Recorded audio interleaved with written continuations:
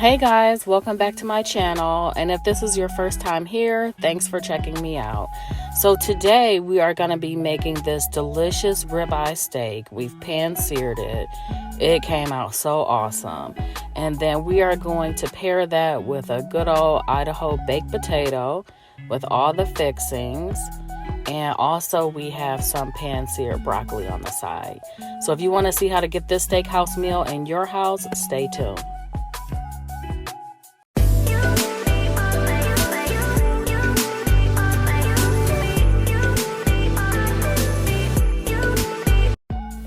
So I have taken my steak out of the refrigerator because I wanted to come to room temperature before I cook it.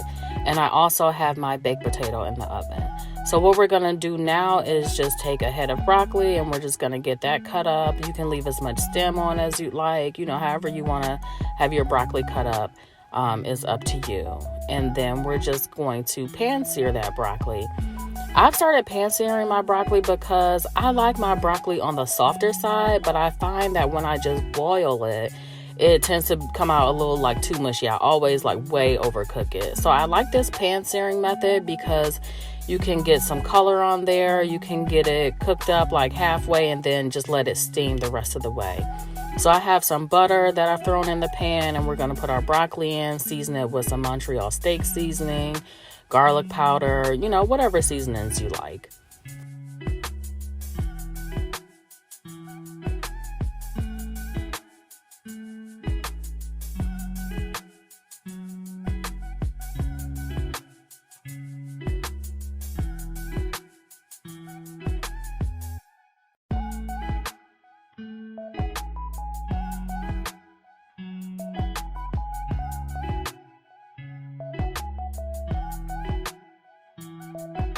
So after the broccoli has been cooking for a few minutes, you'll notice that it has released some of its natural water. I'm just going to add a little bit more water because, again, we're steaming it. And I like this process because the broccoli doesn't get too mushy on me. And then we'll just cover that and let it simmer. So here's the star of the show. We have a nice piece of ribeye here. And it has some good marbling, which means it has like fat throughout the meat. So that's going to give us a lot of good flavor. This steak is a little thinner than I usually like to have it, but I think they're making them a little bit thinner because the price of meat has just like skyrocketed. So I think they're trying to, you know, make the meat a little bit smaller so that it's a little bit more affordable. But anyway, so what we're going to do is, it is very important when you are searing a steak to pat it dry. It needs to be completely dry in order for you to get that nice sear on it. And again, we have let our steak sit out to bring it to room temperature. For this size steak, it probably sat out for about at least a good 30 minutes. Again, you don't want to ever fry or sear a cold steak. Really, any piece of meat you don't want to put in like really cold because it'll like shrivel up and it gets tough. So you do want to make sure, it's very important to let your steak sit out and come to room temperature before you cook it. So now we're going to season the steak. You can season the steak with whatever you like. You can do as simple as just some salt and pepper. You can add garlic powder, onion powder. Once it gets in the skillet, you could always add some fresh herbs like some thyme. You could add butter. I'm keeping this one a little bit on the simple side. So I think I just added some salt, some Montreal steak seasoning, and some garlic powder. So this is a very nice piece of ribeye. The only thing that would make this ribeye look any better was if it was just a little bit thicker. But hey, like I said, I mean, I don't know what they're doing. But anyway, ribeye is my favorite cut of steak. Let me know in the comments what is your favorite cut. I really like the ribeye, again, because it has that good marbling throughout it. It's not tough. It tends to be nice and tender if you cook it right. So yeah, I love a ribeye. So let me know in the comments, what is your favorite cut of steak? Do you like T-bone, porterhouse, filet mignon? What do you like? So now we're just going to flip the steak on the other side and get that side seasoned as well.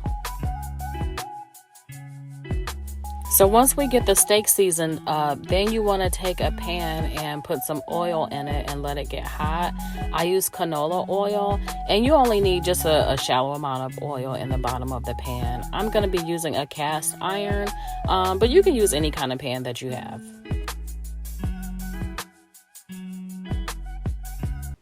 So I'm going to shut up so you can hear the sizzle.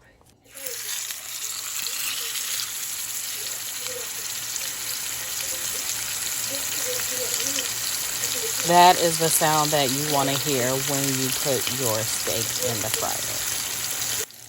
So I let mine go for probably about 4 minutes before I flipped it over. And look at that. Look at that sear, y'all. Come through. Isn't that beautiful? Yes. So that is what you want. That is the look that we are going for when we pan sear a steak. There is a difference between pan searing a steak and broiling it. This is bomb. So I let it go on the other side for another few minutes. And this would be the time if you wanted to add some fresh herbs like some thyme or rosemary or something. You could throw some butter in there and baste the butter with it. But this is all I did, and it turned out delicious.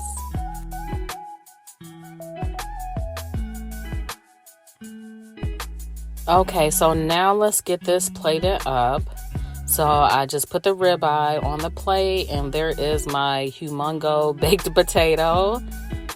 And we're just gonna slit it down the middle, open it up, and get our butter and salt and cheese and everything in there.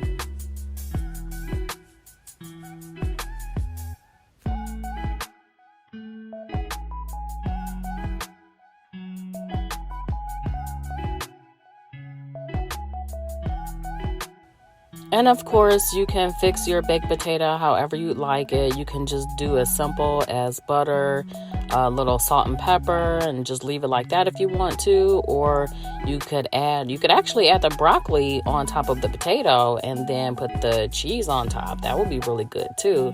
Of course, there's different ways that you can dress it up and make it your own. But I just, again, added some butter, got that melted in there. I'm adding some cracked black pepper, some salt, a little bit of parsley flakes,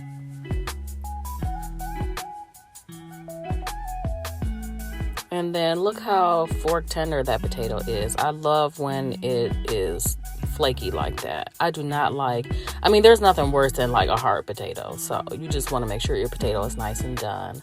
And then we're going to go ahead and throw our shredded cheddar on there.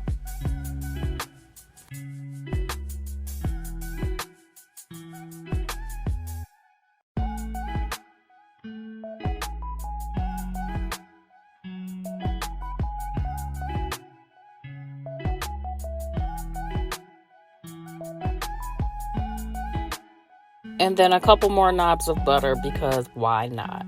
Potatoes love butter, so, and I love butter.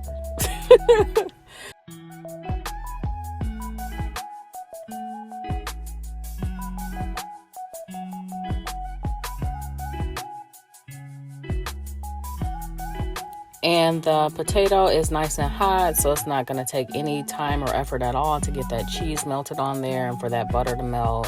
And now we're going to throw on the side our pan-seared broccoli. So this broccoli came out just how I like it. Like I said, I like mine a little on the softer side, but when I boil it, a lot of times, I don't know if I let it sit in the water too long or what, but it just becomes like way too mushy. So I like this method a lot.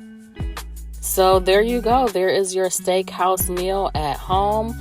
You could, of course, dress it up with anything else you like some A1 steak sauce or something. But if you cook your steak right, you do not need any A1 sauce. That is an insult to steak. So stop doing that if y'all are doing it. But yeah, I'm just throwing some sour cream on here. I'll probably put about twice as much on there after y'all are gone. And look how delicious our steak is, guys. Isn't that so? It's just everything to me. Like, it just looks very good. I'll just say that. And then, of course, we got our baked potato there with all the fixings and our pan-seared broccoli. This dish was so good. I really hope that you'll try it out. Let me know in the comments if you do. Thanks so much for watching. See you guys next time.